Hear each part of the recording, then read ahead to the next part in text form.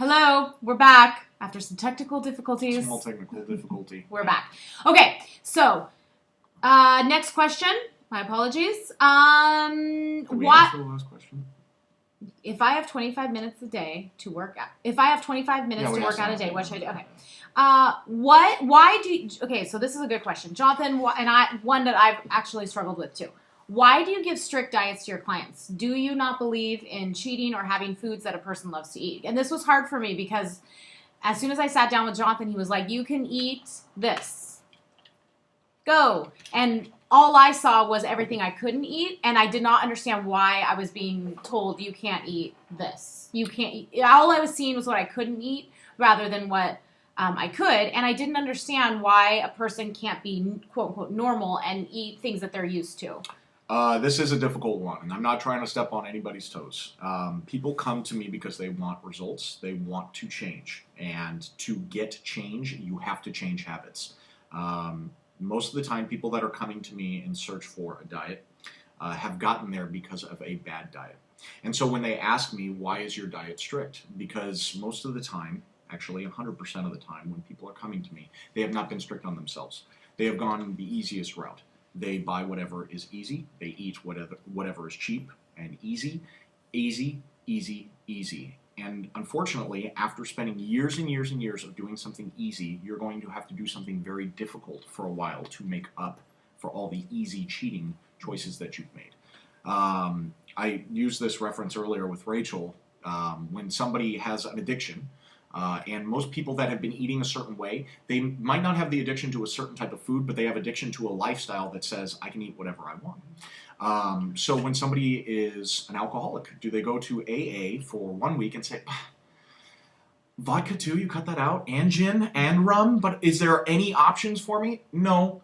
At least not now, there's not. Because as far as this goes, you have to show that you're willing to make these steps day in and day out, and ultimately you'll get to a place where you're going to love to eat what you're eating. And I do agree with that, and I'll tell you what, when Jonathan was like, Rachel, your palate is going to change. You're not going to want to eat what you want to eat right now. I'm all, you are a lying liar who lies, because I will always want to eat that, whatever that is. For me, I really enjoy steak and all these... McDonald's. Well, no, not McDonald's. I like... There was a time.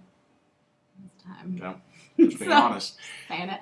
But it's true that when you train yourself to be a certain way for a certain amount of time, especially your palate and your whole body kind of craves the healthy option, and it learns to discern what is healthy and what's not, so that if you taste something that's artificial, that's basically fake food, you're like, whoa, that doesn't taste that's wrong. Something's wrong there. When somebody eats something that they don't like, they don't usually go back to it. Or if they have a reaction to it and they get sick off of it. Mm-hmm. So many people are like, oh, I really have that feeling like I want McDonald's. And then right afterwards, why did I eat that? And you're not going back there for a certain amount of time.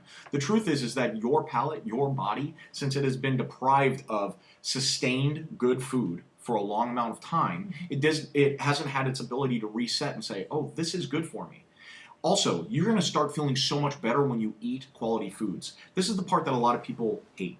I remember seeing guys on TV that were just ripped out next to the bikini model, and they're like, oh, you're going to feel so great. You're going to feel positive. And you're just like, I hate that guy. I hate that guy. But it's actually true. If you eat good foods, you're going to feel better about yourself, and you're going to chase that feeling. Mm-hmm. And so the truth is that then the question is going to come back, why would you want to eat the bad stuff? Mm-hmm. Why would you want to cheat? Why would you want to do that disservice to you? I have a good friend, Andrew, that would go to Dodger games with me for years, and we would crush hot dogs and nachos and beer. And he went on the 80-10-10. He's totally raw. He's awesome, and he's just chasing it for a long time. And they're in great, great health. And that's where he's at, and that's what he wants to shoot after. And while I can't do that with my physical goals that I want to do, I just love where he's at.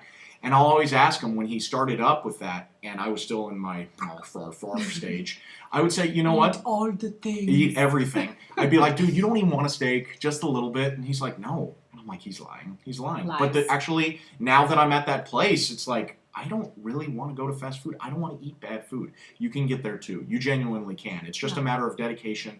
And then every once in a while, you want to sneak in a drink, you want to have a little bit of chocolate, that's okay. But we need to relearn how to eat before we can start cheating. Okay. Last question, and one I've heard quite a bit lately, is why is it so easy for some people to lose weight and others it's more difficult? I get that asked a lot as well.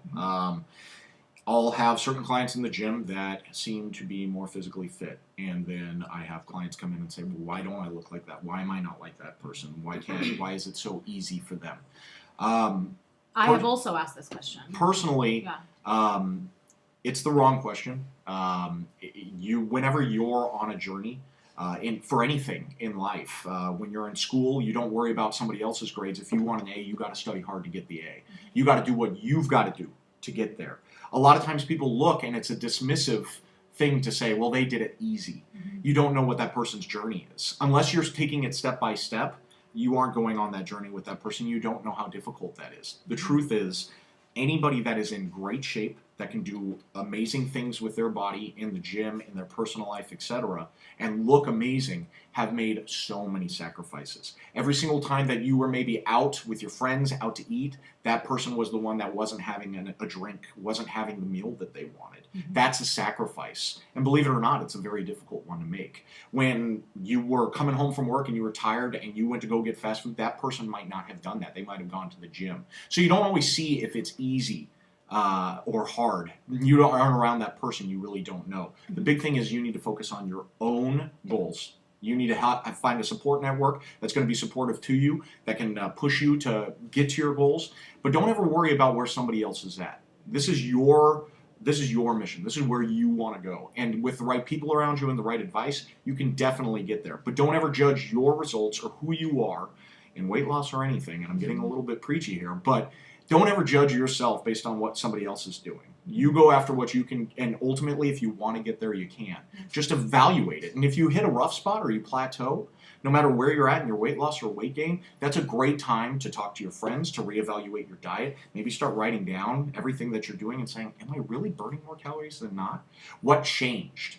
At what point did I stop losing my weight, etc.?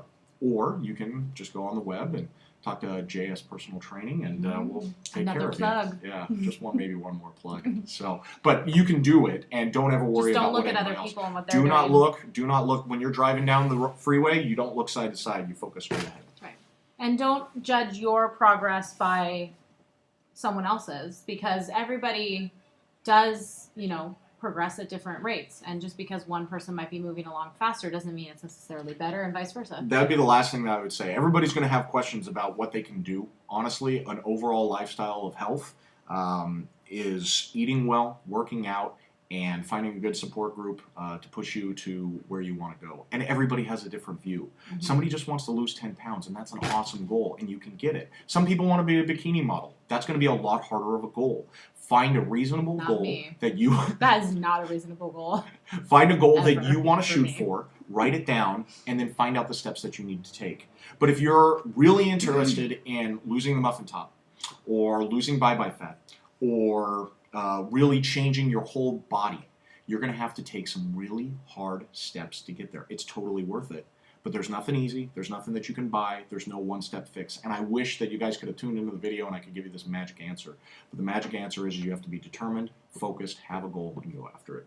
And really, I don't think we can address enough how important diet is. I think that if you're looking strictly at physical health and you're not taking into it mental health, emotional health, spiritual health, and all these other things that I've talked about in my blog posts, and you're looking at it strictly from physical health, diet is 100, in my opinion, the most important part of being physically fit. Do you not agree? It's absolutely true. I, as a trainer, part of me wants to say, well, a lot of it has to do with the gym.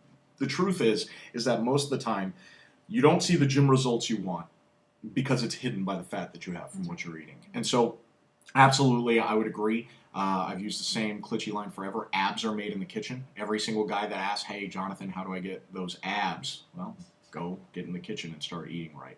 It's the same for women too. If you want to get rid of certain areas of your body, stop packing on to it. Start eating right. And really, I don't, what Jonathan mentioned earlier, that you'll have this feeling, this good feeling when you're eating well.